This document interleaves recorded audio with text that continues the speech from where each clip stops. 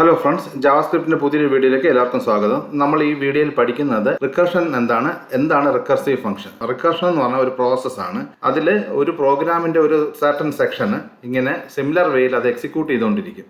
ഒരു set of code ഇങ്ങനെ repeat ചെയ്തുകൊണ്ടിരിക്കും. റിക്കർസീവ് ഫംഗ്ഷൻ എന്താണെന്ന് വെച്ച് കഴിഞ്ഞാൽ ഒരു ഫംഗ്ഷന് അതിനെ തന്നെ അത് കോൾ ചെയ്യും. ആ ഫംഗ്ഷൻ എവിടെയെങ്കിലും നിന്നുകൊണ്ട് ആ ഫംഗ്ഷൻ ബോഡിയിൽ എവിടെയെങ്കിലും നിന്നുകൊണ്ട് അത് അതിനെ തന്നെ കോൾ ചെയ്യും. അപ്പോൾ അതൊരു ലൂപ്പ് പോലെ അതിങ്ങനെ വർക്ക് ചെയ്തുകൊണ്ടിരിക്കും. അങ്ങനത്തെ ഫംഗ്ഷനാണ് നമ്മൾ റിക്കർസീവ് ഫംഗ്ഷൻ എന്ന് പറയുന്നത്. നമുക്കൊരു എക്സാമ്പിൾ വെച്ചിട്ട് റിക്കർസീവ് ഫംഗ്ഷൻ പഠിക്കാം.